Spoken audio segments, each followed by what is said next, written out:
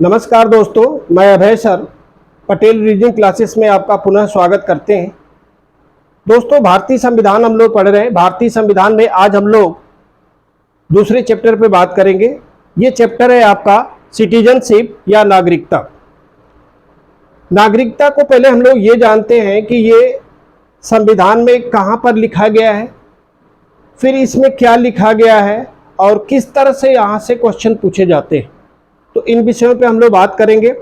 तो सबसे पहले हम लोग जानते हैं नागरिकता को भारतीय संविधान में कहाँ पर लिखा गया है।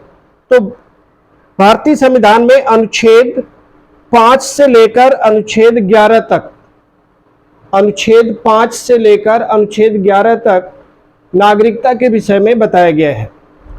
अगर भाग पूछता है कि किस भाग में है, तो भाग आप बताएंगे भाग 2।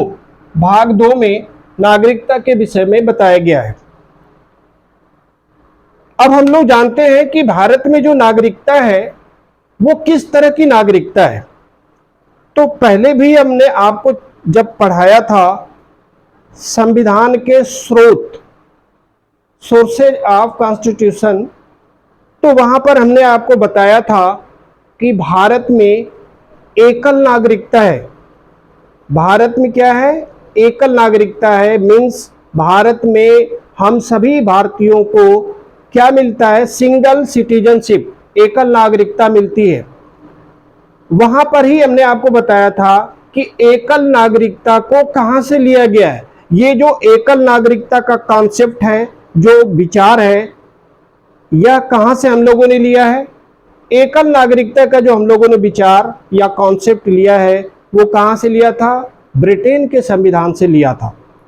तो सबसे पहले आप ये जान गए कि भारत में जो नागरिकता है वो क्या है? सिंगल सिटीजनशिप, एकल नागरिकता है। एकल नागरिकता का विचार किस देश के संविधान से लिया गया? ब्रिटेन के संविधान से लिया गया। भारत में दोहरी नागरिकता भी है, लेकिन जो दोहरी नागरिकता है वो कब आई, किस कमेटी के सिफारिश पर लाया गया और उसके क्या प्रावधान है, ये आगे चलकर आपको बताया जाएगा। इसी चैप्टर में आपको हम बताएंगे कि भारत के लोगों को दोहरी नागरिकता भी दी गई है, लेकिन कब दी गई, किस संविधान संशोधन द्वारा दी गई और उसमें क्या प्रावधान है, ये चीजें आपको आगे मिलेगी। अब हम लोग बात करते हैं कि अनुच्छेद 5 से 11 तक नागरिकता जो चैप्टर है, इसमें क्या बातें लिखी गई हैं, संविधान में क्या चीजें लिखी गई हैं। तो इसको आप सामान्य तरीके से समझें कि नागरिकता में क्या क्या बातें बताई गई है। सबसे पहले हम लोग बात कर लेते हैं अनुच्छेद 5। अनुच्छेद 5 में क्या बात बताई गई है? तो अनुच्छेद 5 में भारत में जन्म लेने वाले बच्चों की नागरिकता के विषय में बताया गया है। इसमें एक कॉन्सेप्ट और रखा गया है कि उनके माता पिता क्या हो? भारत के नागरिक हो। तो अनुच्छेद 5 किससे संबंधित है? भारत में जन्म लेने वाले बच्चों के नागरिकता से संबंधित है। उसमें एक चीज क्या जोड़ी गई है? उनके माता पिता क्या होने चाहिए? भारत के नागरिक होने चाहिए। अभी इसको आप सामान्य तरीके से समझे कि किस अनुच्छेद में क्या चीजें बताई गई है। इसमें संविधान में संशोधन करके नागरिकता में कई सारी चीजें बाद में जोड़ी गई जो देश की परिस्थितियों के अनुसार जरूरी भी था। वो चीजें हम आपको बताएंगे। पहले संविधान संशोधन में ही नागरिकता में आपका प्रावधान कर दिया गया था, नागरिकता में संशोधन कर दिया गया था। तो कैसे, कौन, कब जो है, किन संशोधन में क्या क्या चीजें जोड़ी गई हैं, ये हम लोग आगे पढ़ेंगे। अभी आपको यही जानना है सामान्य तरीके से कि अनुच्छेद 5 से 11 तक कौन कौन विषय दिए गए हैं। तो अनुच्छेद 5 आप समझ गए। अनुच्छेद 6 में क्या बताया गया है? पाकिस्तान से जो लोग भारत में आए उनकी नागरिकता के विषय में बताया गया है कि उनको नागरिकता दी जाएगी या नहीं दी जाएगी। दी जाएगी तो किन परिस्थितियों में दी जाएगी, इसके लिए संविधान में संशोधन किया गया, वो आपको हम बताएंगे। तो पाकिस्तान से भारत आए हुए नागरिकों को नागरिकता देने का जो प्रावधान है वो कहां पर बताया गया है? अनुच्छेद 6 में बताया गया है। अनुच्छेद 6 में पाकिस्तान से आए हुए लोगों के विषय में बताया गया। अब हम लोग बात करते हैं अनुच्छेद 7। अनुच्छेद 7 में क्या बताया गया है, इसी के अपोजिट जो लोग भारत से पाकिस्तान में गए उनकी नागरिकता के विषय में बताया गया है कि अगर आप भारतीय हैं और इस समय आप पाकिस्तान चले गए तो आपकी नागरिकता रहेगी या जाएगी। इसके लिए प्रावधान किए गए हैं, हम आपको बताएंगे क्या उनके लिए बताया गया है। तो भारत से पाकिस्तान गए लोगों की नागरिकता के विषय में प्रावधान कहां पे किया गया है, अनुच्छेद 7 में किया गया है। अब हम लोग बात करते हैं अनुच्छेद 8। अनुच्छेद 8 में क्या बात कही गई है। अनुच्छेद 8 में कहा गया है कि ऐसे बच्चे जिनका जन्म विदेशों में हुआ हो उनकी नागरिकता के विषय में क्या प्रावधान होना चाहिए। तो उनकी नागरिकता के विषय में यही कहा गया है कि उनके माता पिता में से कोई एक भारत का नागरिक हो। यहाँ पर एक और चीजें आपकी बाद में जोड़ी गई है, माता की सिटीजनशिप के आधार पर बच्चे की नागरिकता, हम वो उसको आपको बताएंगे भी कब जोड़ा गया, किस कमेटी की सिफारिश पर जोड़ा गया, ये आगे आपको मिलेगा। अभी आप यहाँ पे इतने ही समझें कि विदेशों में जो बच्चे जन्म लेते हैं उनकी विषय में, उनकी नागरिकता के विषय में किस अनुच्छेद में बात की गई है, अनुच्छेद 8 में बताया गया है। उनके माता पिता में से कोई एक क्या होना चाहिए, भारत का नागरिक होना चाहिए। अब हम लोग बात करते हैं अनुच्छेद 9। अनुच्छेद 9 पर यहां पे बताया गया है विदेशी नागरिकता। अगर आपने विदेशी नागरिकता या दूसरे देश की नागरिकता, अगर आप भारत के हैं और दूसरे देश की नागरिकता आप ग्रहण कर लेते हैं तो उसमें आपका क्या प्रावधान है। जो चीज यहां पर अनुच्छेद 9 में लिखी गई उसको बाद में संशोधन कर दिया गया। अनुच्छेद 9 में जो मूल संविधान में लिखा गया उसको नागरिकता संशोधन अधिनियम के अंतर्गत चेंज किया गया। तो जो परिवर्तन किया गया है वो कब किया गया और क्या किया गया वो आपको आगे बताया जाएगा। अभी आपको यही जानना है कि अनुच्छेद 9 में क्या है, विदेशी नागरिकता को अगर आप ग्रहण कर लेते हैं या दूसरे देश की नागरिकता को स्वीकार कर लेते हैं तो आपकी नागरिकता पर क्या प्रभाव पड़ेगा। आगे हम लोग बढ़ते हैं अनुच्छेद 10। अनुच्छेद 10 में क्या बात बताई गई। अनुच्छेद 10 में यह कहा गया है कि संसद में नागरिकता को समाप्त करने के लिए कोई भी कानून नहीं लाया जा सकता। अपने देश के नागरिकों, इसको सामान्य तरीके से समझें, इसमें दो चीजें हुए। देखिए इसको, इस कॉन्सेप्ट को अच्छी तरीके से समझ ले, किताबों में आपको पढ़ेंगे तो वो समझ में नहीं आएगा। यहां पर यह कहा जा रहा है कि संसद द्वारा नागरिकता को समाप्त करने के लिए कोई कानून नहीं लाया जा सकता या संशोधन नहीं किया जा सकता, लेकिन कई बार संविधान में संशोधन करके नागरिकता को बदला भी गया है। तो दोनों बातें तो अलग अलग हो गई ना, इसको आप समझे। यहां पर अनुच्छेद 10 में क्या कहा गया, अनुच्छेद 10 में यह कहा गया कि सामान्य परिस्थितियों में भारत के नागरिकों के नागरिकता को आप समाप्त नहीं कर सकते हैं। सामान्य परिस्थितियों में भारत के नागरिकों के नागरिकता को समाप्त करने के लिए संसद में कानून आप नहीं ला सकते। तो अनुच्छेद 10 आप समझ चुके हैं। अब हम लोग बात करते हैं लास्ट आपका अनुच्छेद, क्योंकि हमने आपको बताया कि अनुच्छेद 5 से लेकर अनुच्छेद 11 तक ही भारतीय नागरिकता के विषय में बताया गया है। तो अनुच्छेद 11 क्या है। अनुच्छेद 11 में बताया गया है कि आपकी नागरिकता कैसे समाप्त हो सकती है और कैसे आपको प्राप्त हो सकती है। तो नागरिकता के समाप्ति पर कानून बनाने का अधिकार, अगर हम लोग भारतीय हैं और हम लोगों को भारतीय नागरिकता मिली हुई है तो भारतीय नागरिकता किस परिस्थितियों में समाप्त की जा सकती है, इसके लिए संसद कानून बना सकता है। तो नागरिकता को समाप्त करने के लिए कानून बनाने का अधिकार किसको है, संसद को है। तो दोस्तों हम लोगों ने अनुच्छेद 5 से 11 तक के विषय में बात किया कि अनुच्छेद 5 से 11 तक नागरिकता के विषय में क्या क्या बताया गया। अब हम लोग जानते हैं कि नागरिकता जो आपका विषय है इसमें जो संशोधन किए गए तो संशोधन करने के बाद क्या चीज़ें उसमें शामिल की गई। तो नागरिकता पर जो संशोधन हुआ पहला, वो नागरिकता संशोधन अधिनियम 1955, सिटीजनशिप अमेंडमेंट एक्ट 1955। जो नागरिकता संशोधन अधिनियम 1955 है, ये इम्पॉर्टेंट है क्योंकि यहाँ पर कुछ नई चीज़ें यहाँ पर नागरिकता में जोड़ी गई। क्या चीज़ें हैं उसको आप समझ लें। तो नागरिकता संशोधन अधिनियम 1955 के अंतर्गत नागरिकता प्राप्त करने का आधार क्या है, ये संशोधन करके बता दिया गया। तो नागरिकता प्राप्त करने का बेस क्या है, कैसे आपको नागरिकता मिल सकती है, ये नागरिकता संशोधन अधिनियम 1955 में बताया गया था। तो क्या है, इस अधिनियम के अंतर्गत बताया गया कि नागरिकता आपको कैसे प्राप्त हो सकती है। पहला आधार बताया गया जन्म से।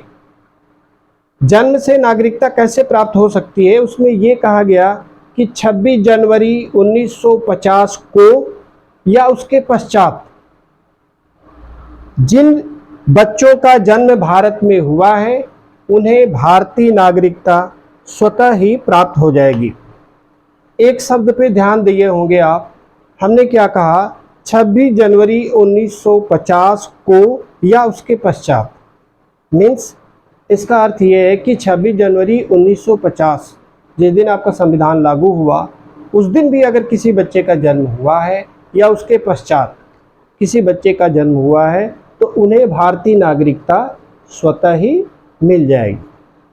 अब इसका एक अपवाद भी है। अपवाद क्या है, इसमें अपवाद ये है कि ऐसे लोग जो विदेशी राजनयिक होते हैं, आप जानते हैं कि हर देश का दूसरे देश में एक विदेशी आपका एम्बेसडर होते हैं। जो एम्बेसडर होते हैं या जो विदेशी नागरिक होते हैं वो भारत में आते हैं, जॉब करने के लिए, नौकरी करने के लिए आते हैं, राजनयिक के रूप में आते हैं।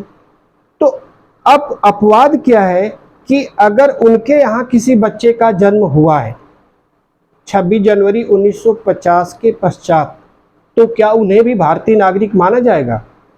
तो इसमें क्या लिखा गया, विदेशी राजनयिकों को या एम्बेसडर जो राजदूत होते हैं उनके यहाँ किसी बच्चे का जन्म होता है तो यह नियम उनके ऊपर लागू नहीं होगा।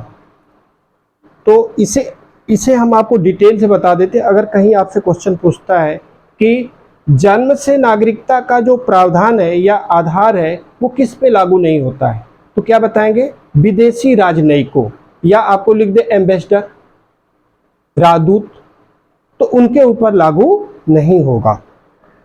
दूसरा क्या बेस बनाया गया, दूसरा क्या आधार है नागरिकता प्राप्त करने का, तो वंश परंपरा द्वारा, हेरिडिटी के द्वारा, वंश परंपरा के द्वारा भी नागरिकता प्राप्त करने का आधार 1955 के नागरिकता संशोधन अधिनियम में बताया गया। इसमें क्या बताया गया, इसमें वही बात कही गई कि 26 जनवरी 1950 को या उसके पश्चात अगर किसी बच्चे का जन्म भारत में होता है तो उनके माता पिता में से कोई एक भारत का नागरिक होना चाहिए। वंश परंपरा का आधार में क्या बताया गया, 26 जनवरी 1950 को या उसके पश्चात यदि किसी बच्चे का जन्म भारत में होता है तो उसके माता पिता में से कोई एक, हमारी बातों पे ध्यान देंगे, ये सारी चीज़ें आपको पढ़नी पड़ेगी, लेकिन अगर आप अच्छी तरीके से सुनते हैं तो आपका कॉन्सेप्ट क्लियर हो जाएगा। माता पिता में से कोई एक भारत का नागरिक होना चाहिए। अब यहाँ पर एक संशोधन भी किया गया 1992 में। अगर आपसे कहीं क्वेश्चन पूछता है कि माता के आधार पर नागरिकता प्रदान करने के लिए कब प्रावधान किया गया, तो ये किया गया सिटीजनशिप अमेंडमेंट एक्ट 1992, नागरिकता संशोधन अधिनियम 1992 में माता के आधार पर नागरिकता प्राप्त करने का एक बेस बनाया गया, एक आधार बनाया गया। तो अगर कोई भारतीय महिला विदेशी पुरुष से विवाह कर लेती है तो उस महिला को भी उस महिला से होने वाले बच्चे को भी भारतीय नागरिकता प्राप्त हो जाएगी। तो ये प्रावधान कब किया गया? ये प्रावधान मूल संविधान में नहीं था, इसीलिए इसको चाहे तो आप नोट भी बना सकते हैं। कब किया गया? नागरिकता संशोधन अधिनियम 1992 मीन्स 1992। नागरिकता संशोधन अधिनियम 1992 में ये प्रावधान किया गया कि अगर कोई महिला विदेशी पुरुष से विवाह कर लेती है और उसके यहाँ किसी बच्चे का जन्म होता है तो उसे भारतीय नागरिकता दी जाएगी। तीसरा जो बेस बनाया गया, आधार बनाया गया, वह है रजिस्ट्रेशन के द्वारा, पंजीकरण के द्वारा। अगर आप विदेशी हैं, भारत में रहना चाहते हैं, तो आप भारत में नागरिकता प्राप्त करने के लिए जो रजिस्ट्रेशन है वो आप करा सकते हैं, पंजीकरण करा सकते हैं। इसके लिए जो नियम कानून है वो आपको उन नियम कानूनों का पालन करना होगा, तब जाकर के आपको नागरिकता प्राप्त होगी। तो रजिस्ट्रेशन के द्वारा भी भारतीय नागरिकता प्राप्त कर सकते हैं। ये आपका तीसरा बेस बनाया गया। चौथा बेस क्या बनाया गया? देशीकरण के द्वारा। देशीकरण के नागरिकता से मतलब क्या है? देशीकरण की नागरिकता से मतलब यह है कि अगर आपको भारतीय नागरिकता चाहिए तो कम से कम आपको लगातार 10 वर्ष से भारत में निवास करना आवश्यक है। देशीकरण की नागरिकता से देने का जो आधार बनाया गया, जो नियम बनाया गया, उसमें क्या कहा गया? अगर आपको भारतीय नागरिकता चाहिए या भारतीय नागरिकता प्राप्त करना चाहते हैं तो भारत में लगातार 10 वर्षों तक आपको भारत में रहने का प्रमाण देना होगा। पहले कितना था? 5 वर्ष था। अब इसको बढ़ा के कितना कर दिया गया है? अब इसको 10 वर्ष कर दिया गया। मीन्स थोड़ा सा इसमें और परिवर्तन किया गया। जो मूल संविधान था उसमें 5 ही वर्ष लिखा गया था कि 5 वर्ष आपको देना है, लेकिन बाद में इसे संशोधन करके 10 वर्ष कर दिया गया। तो वर्तमान में 10 वर्ष लगातार रहने का आपको प्रमाण देना होगा। तो नागरिकता प्राप्त करने का जो मेथड है, संविधान संशोधन अधिनियम 1955 में जो बताया गया कैसे प्राप्त हो सकते हैं, जन्म के द्वारा, वंश परंपरा के द्वारा। तो नागरिकता आपकी समाप्त कैसे की जा सकती है, ये भी आपको 1995 का जो नागरिकता संशोधन अधिनियम है उसमें बताया गया है। तो नागरिकता आपकी समाप्त कैसे हो सकती है उसको आप जान ले। नागरिकता का अगर आप स्वयं परित्याग कर देते हैं, खुद ही आप भारत की नागरिकता छोड़ देते हैं, तो आपकी नागरिकता समाप्त हो जाएगी। ये चीज बताई गई। दूसरा, आप भारत देश की नागरिकता को छोड़कर किसी अन्य देश की नागरिकता को ग्रहण कर लेते हैं तो आपकी नागरिकता समाप्त हो जाती है। या भारतीय संविधान में या नागरिकता चैप्टर में दिए गए जो नियम हैं भारत के नागरिकों के लिए, उस नियमों का अगर आप उल्लंघन करते हैं तो कानून के द्वारा आपको भारत सरकार आपकी नागरिकता को छीन सकती है या नागरिकता आपकी समाप्त कर सकती है। तो यहाँ पर 1955 का जो संशोधन अधिनियम है, इसमें नागरिकता प्राप्त करने का जैसे आपको बताया, उसकी वैसे ही आपकी नागरिकता जा भी सकती है। तो नागरिकता इस तरह से आपकी जा सकती है। अब हम लोग बात कर लेते हैं जो नागरिकता आपका सिटीजनशिप जो आपका एक्ट है, वो सबसे इम्पॉर्टेंट या सबसे जो लेटेस्ट सिटीजनशिप एक्ट है वो आपका आया 2019 में। CAA आपने देखा सुना भी होगा कि इस पर बहुत सारे धरने प्रदर्शन हुए।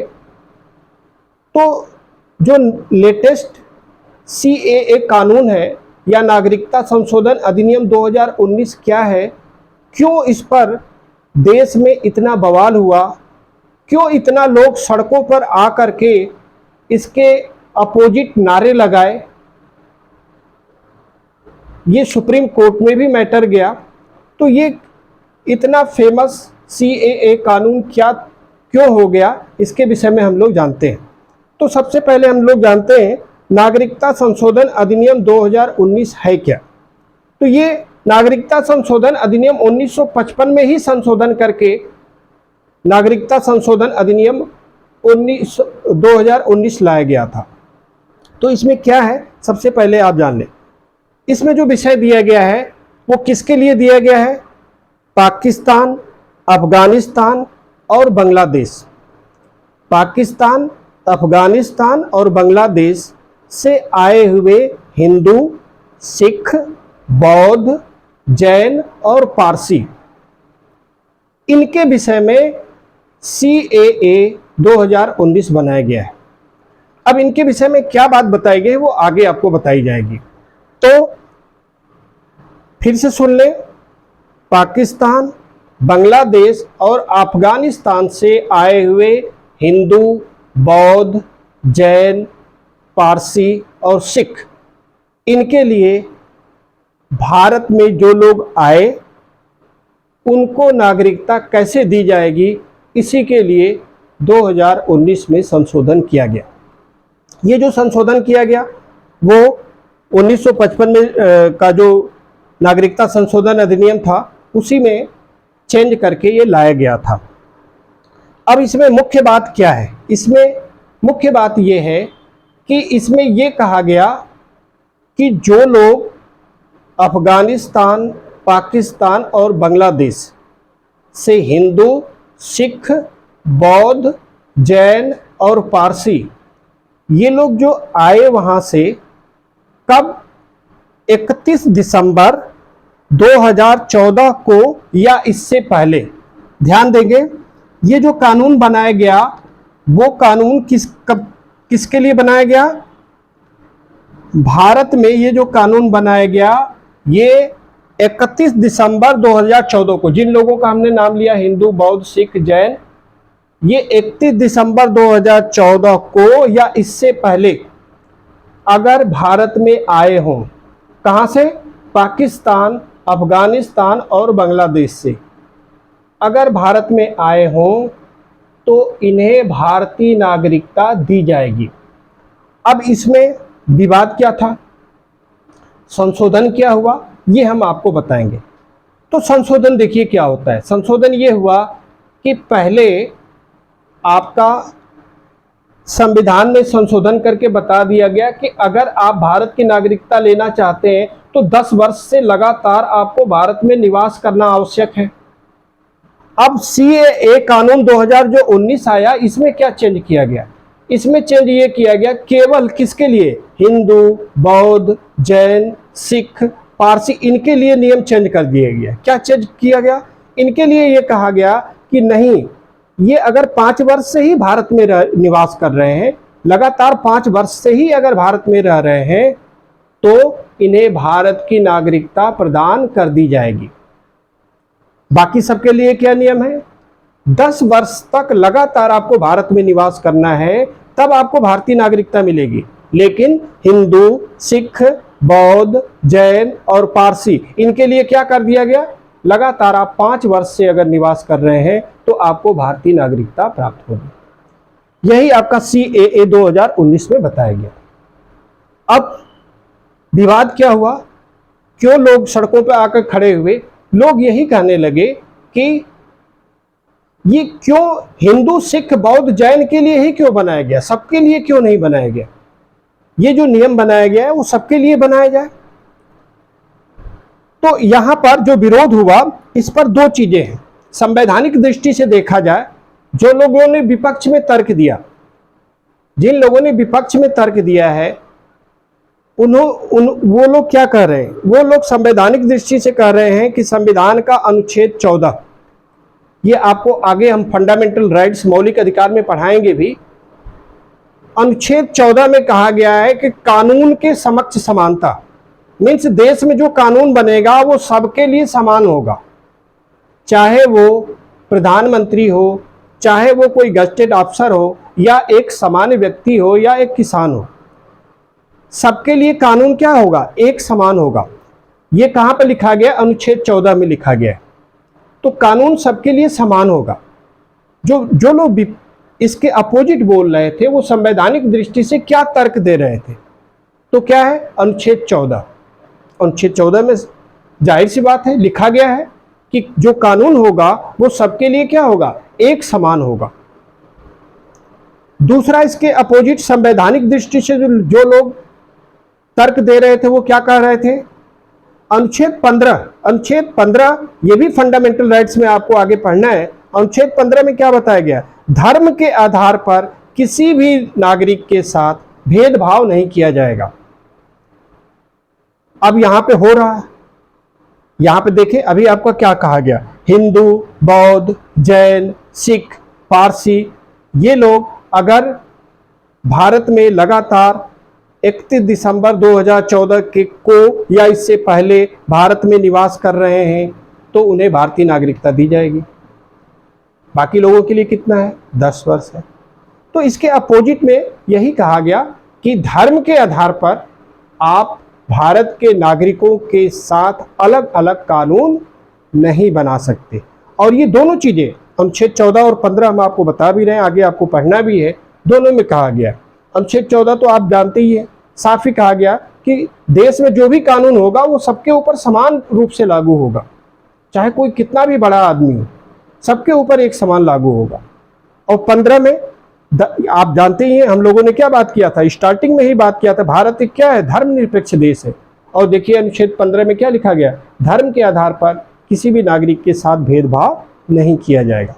तो ये CAA 2019 जो सबसे ज़्यादा चर्चा में है, इसकी मेन बिंदु यही है कि हिंदू, सिख, बौद्ध, जैन और पारसियों के लिए एक अलग नियम बनाया गया नागरिकता से संबंधित। उसमें मेन विवाद यही था कि उन्हें 5 वर्ष से ही अगर भारत में रह रहे हों तो उन्हें भारतीय नागरिकता दी जाएगी। इसमें 2 चीज़ें आपको याद रखना है, एक तो देश याद रखना है, कौन कौन से देश से आए हुए, बांग्लादेश, पाकिस्तान और अफगानिस्तान। इस पे क्वेश्चन आए हैं, तो CAA कानून में किस देश को शामिल नहीं किया गया।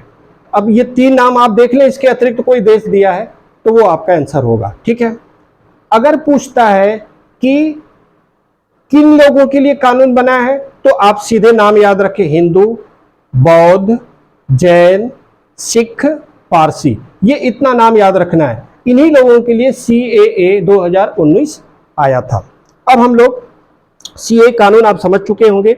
एक और आपका नागरिकता से संबंधित इंपॉर्टेंट चीज है, उसको हम आपको बता देते हैं। हमने बीच में बात किया था कि भारत में सिंगल सिटीजनशिप है, एकल नागरिकता है, लेकिन नागरिकता संशोधन अधिनियम के अंतर्गत इसमें संशोधन करके भारत में दोहरी नागरिकता का भी प्रावधान किया गया है। तो दोहरी नागरिकता का प्रावधान कब किया गया है, इसे आप जान लें। दोहरी नागरिकता का जो प्रावधान है उसे चाहे तो आप नोट भी कर सकते हैं। दोहरी नागरिकता का जो प्रावधान भारत में किया गया, इसको इंग्लिश में कहते हैं ओवरसीज सिटीजनशिप।